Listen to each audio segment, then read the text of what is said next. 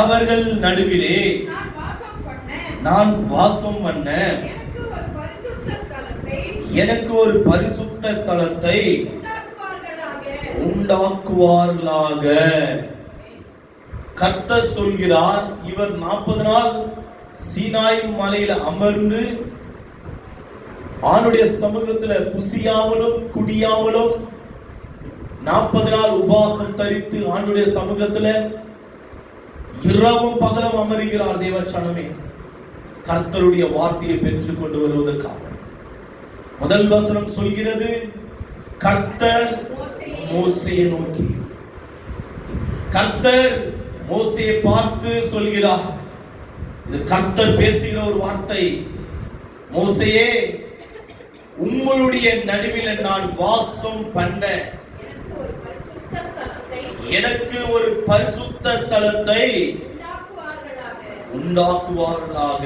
அந்த ஸ்தலங்கள் எப்படி இருக்க வேண்டும், அந்த ஆலயம் எந்த வடிவத்தில் எந்த மாடல் இருக்க வேண்டும் என்று 25, 26, 27, 28, 29, 30, 31 7 அதிகாரங்களில் கொடுக்கப்பட்டிருக்கிறது. தேவச்சனமே, 7 அதிகாரங்களில் சொல்லப்பட்டிருக்கிறது. என்னுடைய வாசஸ்தலங்கள் ஒவ்வொன்றும் பரலோகத்துக்கு நிழலாட்டமாய் இந்த பூமியில் இருக்க வேண்டும்.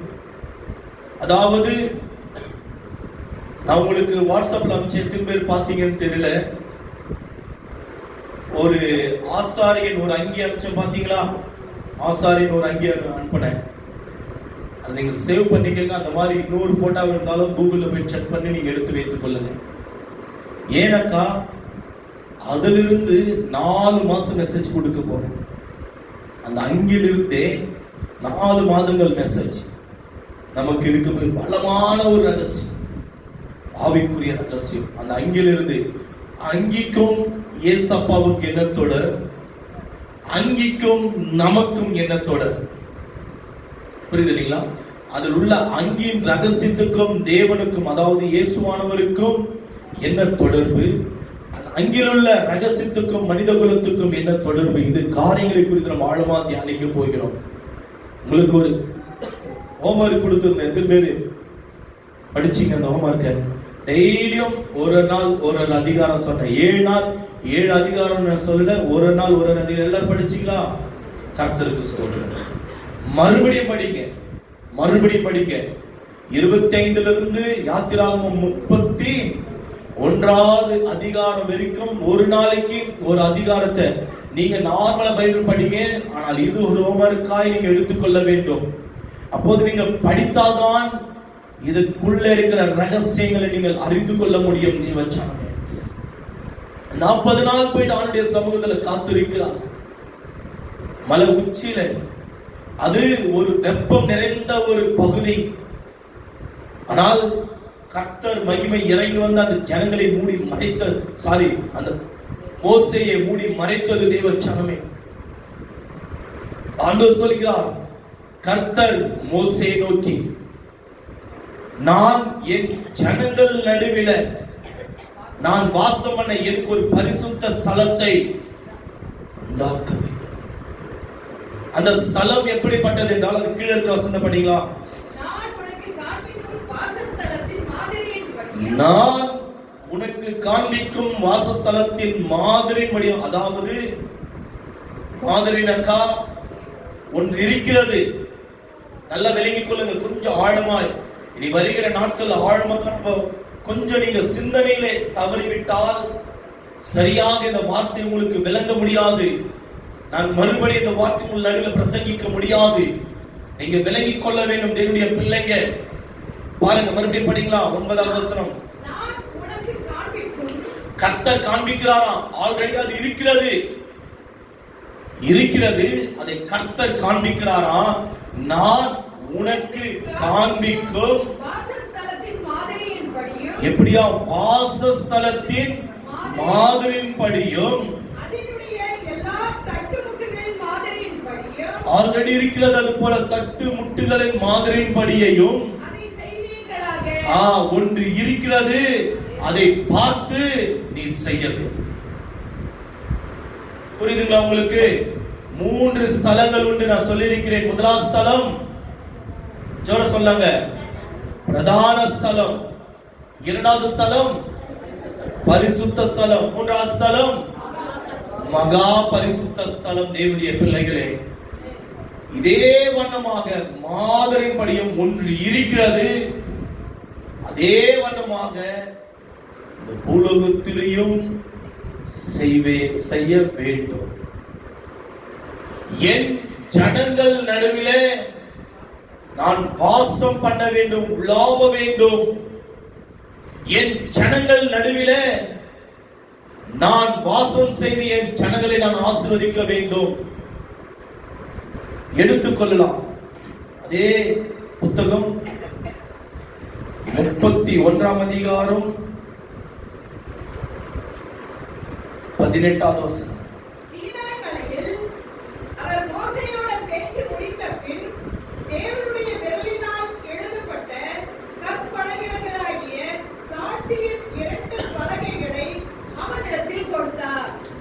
புரியுதுங்களா உங்களுக்கு? சீனாய் மலையில அவர் மோசேயோடு பேசி முடித்த பின், அதாவது இந்த ஆசாரிப்பு கூடாரம் இந்த மாதிரிதான் மகனி இருக்கணும், இந்த வடிவத்தில் இருக்கணும், இந்த இடத்துல இந்த பொருட்கள் இருக்க வேண்டும் என்று கர்த்தர் பாத்தீங்கன்னாக்கா மோசே இடத்துல சொல்லி முடித்த உடனே கர்த்தர் என்ன செய்கிறாராம்? அக்னி வந்து சீனாய் மலையிலே அவர் மோசேயோடு பேசி முடித்த உடனே என்ன பேசி முடித்தாராம் தெரியுங்களா? மலையில என்ன பேசி முடித்தாராம்? அந்த 40 நாட்கள் மலையில என்ன பேசி முடித்தாராம்? புரியுதுங்களா உங்களுக்கு? ஆசாரிப்பு கூடாரங்கள் எப்படி இருக்க வேண்டும், தேவனுடைய ஆலயம், நான் எப்படி சொல்றேன், தேவனுடைய ஆலயம் எப்படி இருக்க வேண்டும் என்று பேசி முடித்த பின் பேசுகிறார், பேசிக்கொண்டே இருக்கிறார். பேசி முடித்த பின் தேவனுடைய விரல் அக்னி வந்து விரல் மூலமாக எழுதுகிறது. அது எப்படி அது விவரிக்க முடியாது.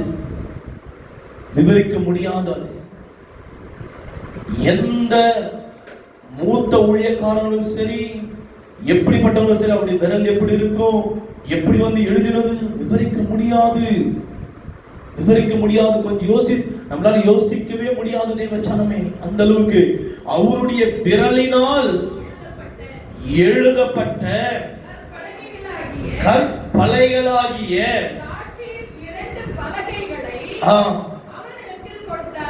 அவரிடத்தில் கொடுத்தார். ஒரு ரகசியம் என்ன தெரியுமா? முதல் எபிரேய மொழி எழுதப்பட்டது எந்த இடத்துல என்றால், கர்த்தருடைய வசனம் கர்த்தருடைய விரலிலிருந்து சீனாய் மலையில மோசே இடத்துல கொடுக்கப்பட்ட 10 கற்பலகைகள் தான் முதல் எழுதப்பட்ட எபிரேய மொழி. முதல் எழுதப்பட்ட ஈப்ரு எழுத்து யார் எழுதுவது என்றால் தேவன். இந்த வசனம் தான். ஆனால் நல்லா விளங்கிக் கொள்ளுங்க, அவங்களுக்கு பேசுற வார்த்தை தான் இருந்தது, மொழி இருந்தது, எழுதுற மொழி இல்லை. அபிரகாமுடைய காலத்துல கர்த்தர் அழைத்தார், பேசுற மொழிதான் பேசினார். ஈசாக்கு பேசினார் ஈப்ரு லாங்குவேஜ். ஆனால் முதல் யார் எழுதினது என்று சொல்லி பார்த்தால் கர்த்தர் எழுதுகிறார். இப்ப உங்களை பார்த்து ஒரு கொஸ்டின் கேட்கிறேன், தமிழ் எங்கிருந்து எங்க எழுதுறீங்க? எந்த பக்கம் ஆரம்பிக்கிறோம், எந்த பக்கம் முடிக்கிறோம்? லெஃப்ட்ல ஆரம்பிச்சு ரைட்ல முடிக்கிறோம். இங்கிலீஷ்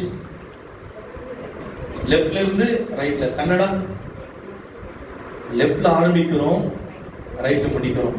தெலுங்கு கூட லெஃப்ட்ல ஆரம்பிக்கிறோம், ரைட், எல்லாமே லெஃப்ட்ல இருந்து ரைட்ல தான் முடிக்கிறோம். ஆனா ஹீப்ரு லாங்குவேஜ் எப்படி தெரியுங்களா? ரைட்ல ஆரம்பிச்சு லெஃப்ட்ல முடிக்கிறாங்க. கர்த்தர் எழுதுகிறார், கர்த்தர் எழுதுகிறார், தன்னுடைய விரலினாலே எழுதுகிறார். பைபிளே அதாவது முதல் கொடுக்கப்பட்ட ஒரு வார்த்தை எது தெரியுங்களா? 10 கற்பலைகள் தான். சுமந்து கொண்டு வராரு, வந்து நிற்கிறாரு, வந்து நின்ன உடனே 10 வார்த்தைகள், 10 வார்த்தைகளோடு வந்து நிற்கிறார். கற்றுக் கொடுக்கிறார் மோசே இடத்துல. மோசே ஞானத்துல நிறைந்தவர் மோசே 10 வார்த்தைகள் கொடுக்கிறாரா இல்லைங்களா? 10 வார்த்தைகளுடைய அர்த்தம் என்ன தெரியுமா? ஏன் 2 பலகைகள் கொடுக்கணும் நான் சொல்லியிருப்பேன் நினைக்கிறேன், ஞாபகம் இருக்குமான்னு பார்க்கலாம். 10 வார்த்தைகள் 2 பலகைகள் ஏன் கொடுக்கிறாரு? 2 போர்டு இருக்குது, நம்ம உதாரணத்துக்கு எடுக்கலாம். 2 போர்டு, ஒரு கையில ஒரு சரி 2 ஸ்லைட்டு, சரி 2 புக் இருக்குது. ஒரு புக்ல ஒரு நோட்ல ஒரு பக்கம், இந்த பக்கம் ஒரு நோட்டு, 2 நோட்டு இருக்குது. கர்த்தர் எழுதியிருக்கிறார். ஏன் 2? ஏன் ஒண்ணுத்துல எழுதக்கூடாதா கர்த்தர்? ஏன் 2 பலகையில் எழுதணும்? தெரிஞ்ச சொல்லுங்க. இதுதான் நீங்க எழுதி கொள்ள வேண்டும் என்று நான் சொல்றது உங்களுக்கு.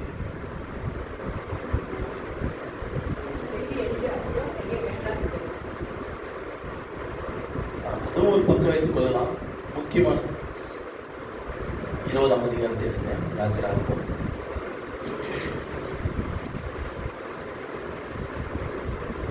1ஆம் வசனம், இல்ல 20ஆம் அதிகாரம் 3ஆவது வசனம் படிங்க. முதலாவது 4வது வசனம்.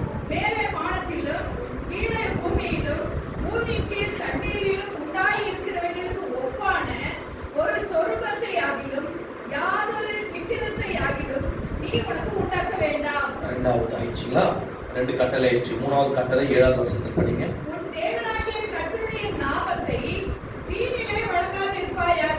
போதுங்க.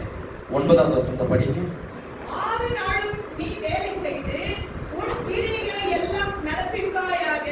ஆமென், ஆமென்.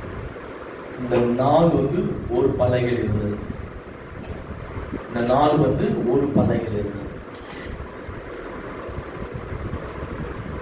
ஏன் ஒரு பலகையில கர்த்தர் கொடுத்தார் என்றால், கர்த்தருக்கும் மனிதனுக்கும் இருக்கிற உறவை காண்பிக்க.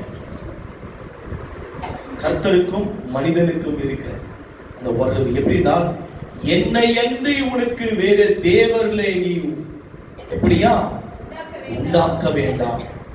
மனிதனும் ஏசப்பா மாத்திரமா. இது மனிதனுக்கும் ஏசப்பாக்கு இருக்கிற உறவை காண்பிக்கும். அதுக்கு அடுத்தது மேலே வானத்திலும் கீழே பூமியிலும் தண்ணீர் உண்டாகும் யாதொருவரையும் உண்டாக்க வேண்டாம். 2வது புரியுதுங்களா உங்களுக்கு? 3வது 7வது வசனம். நாம் உன் மூலியமாக கர்த்தருடைய நாமம் தூஷிக்கப்படக்கூடாது. இது கர்த்தருக்கு உனக்கு இருக்கிற ஓகே உறவு. 4வது பாத்தீங்களா? இப்ப இது யாருக்கு உறவு இருக்கிறது? இந்த நாள் நமக்கும் கர்த்தருக்கு இருக்கிற ஒரு ரைட் சைடு பலகையில, ரைட் சைடு நோட்ல கர்த்தருக்கு நமக்கு இருக்கிற அந்த உறவு கனெக்ஷன், கர்த்தரோடு இருக்கிற கனெக்ஷன் 1 2 3 4 நீங்க எழுதி கொள்ளணும். சரியா? 1 2 3 4 இது கர்த்தரோடு இருக்கிற கனெக்ஷன் சொல்லிட்டு எழுதி கொள்ளுங்க. அதுக்கு அடுத்தது இன்னொரு லெஃப்ட் சைடு இருக்கிற பலகையில் என்ன தெரியுமா வித்தியாசம்? என்ன தெரியுமா ரகசியம்? மனிதனுக்கும் மனிதனுக்கு இருக்கிற உறவு. புரியுதுங்களா உங்களுக்கு? மனிதனுக்கும் மனிதனுக்கு இருக்கிற உறவை காண்பிக்கும். படிங்களா? 12வது வசனத்தில் படிக்கலாம்.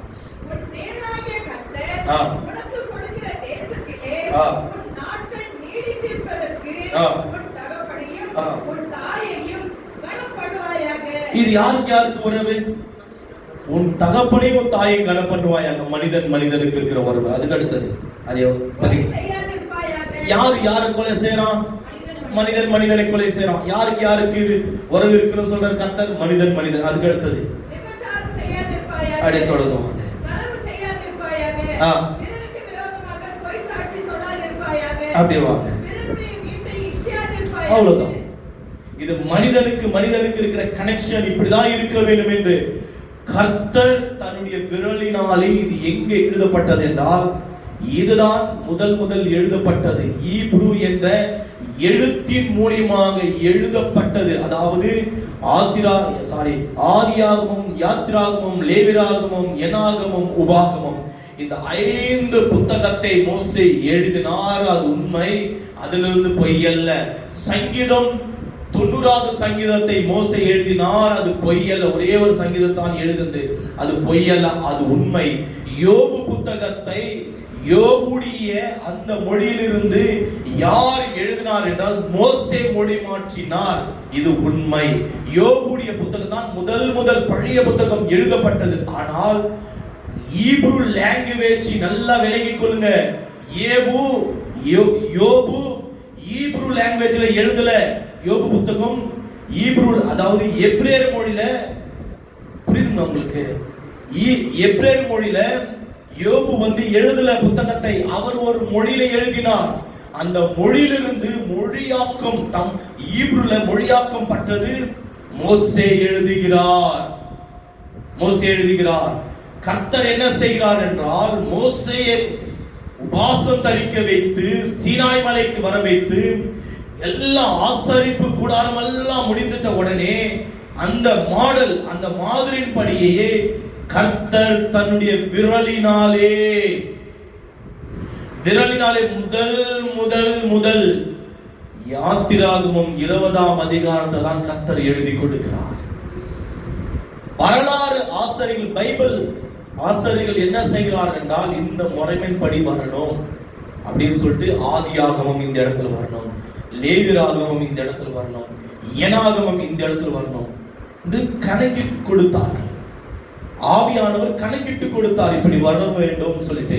அதனாலதான் அப்படி கொடுத்திருக்கிறார். முதல் எழுதப்பட்ட எழுத்து ஈப்ரு லாங்குவேஜ்ல இந்த அதிகாரம் தான் நீங்க குறித்துக் கொள்கிற தேவச்சனமே. யார் கேட்டாலும் சொல்லுங்க. நீங்க பார்த்திருக்கீங்க தானே டிவில 2 பலகைகளை நீல தாடி வைத்து கொண்டு வயதான ஒரு மனிதர் டிவில மோசேன்னு சொல்லி நிற்பாரு. நின்ன உடனே 2 பலகை இருக்கும். இதுல 5 நீங்க கனெக்ட் பண்ணி பார்க்கலாம். நீங்க நோட் பண்ணி பாருங்களா? நீங்க நோட் பண்ணி பாருங்க. இன்னைக்கே போயிட்டு எல்லாத்தையும் மொபைல் இருக்குது, அடிச்சு பாருங்க, யூடியூப்ல அடிச்சு பாருங்க. மோசே மேல இருந்து கீழே வந்த உடனே பாருங்க, இதுல 5 இருக்கும், இதுல 5 இருக்கும். ஆனா அது தவறு. ஒரு பக்கம் மனிதனுக்கும் கடவுளுக்கு இருக்கிற உறவை காண்பிக்கும், மறுபக்கம் மனிதனுக்கு இருக்கு எப்படி இருக்க வேண்டும் அந்த உறவு என்று கர்த்தர் பேசியிருப்பார். தேவச்சனமே, கர்த்தர், இதுதான் கர்த்தர். அப்பொழுது கர்த்தர் என்ன செய்கிறார் என்றால் சீனாய் மலை மேல அமர்ந்து அந்த மாதிரின் படியை எடுத்துக்கொள்ள 25:9 யாத்திராகமம்.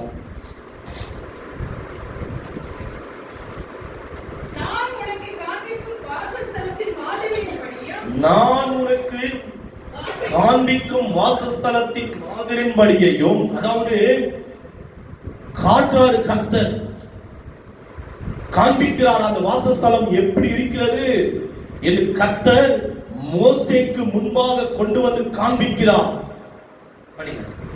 நான் உனக்கு காண்பிக்கும் வாசஸ்தலத்தின் மாதிரியின் படியும் அதனுடைய எல்லா தட்டுமுட்டுகளின் மாதிரியின் படியும் அதை செய்வீர்களாக. இது செய்யணும் மோசே. கர்த்தர் பேசுறது முதல் வசனம் சொல்கிறது, கர்த்தர் மோசேயை பார்த்து மோசேயை நோக்கி மோசேயிடத்துல பேசுகிற ஒரு வார்த்தை. கர்த்தர் நான் உனக்கு காண்பிக்கும் வாசஸ்தலத்தின் மாதிரி, இந்த மாதிரியின் படியே நீ செய்யணும். அப்போது என்றால் இந்த பூமியில இருக்கிற, நல்லா புரிந்து கொள்ளுங்க, இந்த பூமியில் இருக்கிற தேவனுடைய ஆலயம் எப்படி கர்த்தர் மோசேயிடத்துல காண்பித்து கொடுத்து மோசே அதே வண்ணமாக, அதாவது அந்த வாசஸ்தலம் தேவனுடைய கூடாரம், தேவனுடைய பாத்தீங்களா ஆலயத்தை எப்படி அவர் கட்டினாரோ கட்டல. ஆனால் அவங்க போகிற இடமெல்லாம் அதை ஒரு கூடாரமாய் போட்டு அடித்தார்கள், கூடாரமாய் போட்டு வாசஸ்தலம் என்று அடித்தார்கள். எப்படி அந்த கூடாரம் இருந்ததோ அதே வண்ணமாக தான் பரலோகத்திலே அந்த வாசஸ்தலம் இருந்தது ஐயா. இப்போது கூட பரலோகம் எப்படி தெரியுமா இருக்கிறது?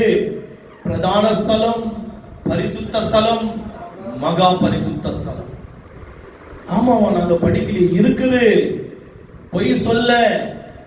பிரதான ஸ்தலத்தில் எப்படி நிற்பார்கள்? யார் நிற்பார்கள்? வாசஸ்தலத்தில் யார் நிற்பார்கள்? சாரி, பிரதான ஸ்தலத்தில் யார் நிற்பார்கள்? பரிசுத்த ஸ்தலத்தில் யார் நிற்பார்கள்? மகா பரிசுத்த ஸ்தலத்துக்குள்ள யார் பிரவேசிப்பார்கள் என்று இந்த வேலையில் நம்மளுக்கு தெரியாது. இந்த டாபிக் போக போக போக போக போக போக ஆவியானவர் நம்மிடத்துல திட்ட தெளிவாக பேசுவார்.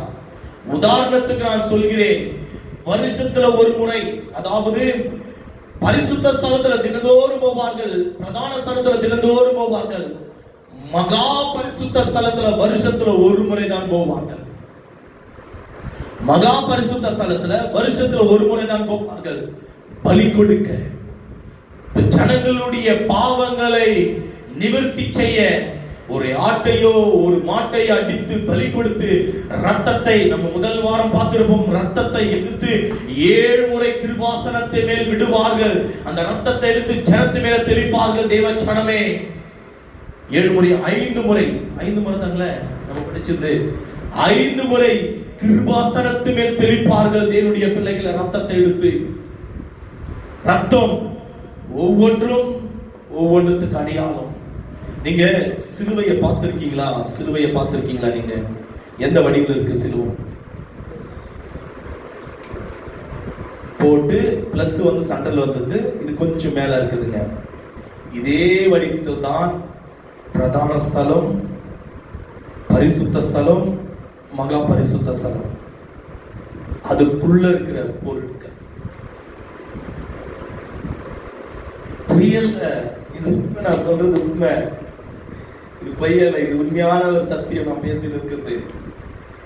சிலுவை வடிவத்தை பாருங்க. பார்த்த உடனே கீழே ஒரு பொருள், சண்டல ஒரு பொருள், மத்தியில ஒரு பொருள், மேல ஒரு பொருள் இருக்கும். மேல இருக்குதான் தலைகிட்ட இருக்குதான் மகா பரிசுத்த ஸ்தலம். யாராவது ஒருவர் வாங்கலாம், யாராவது ஒருவர்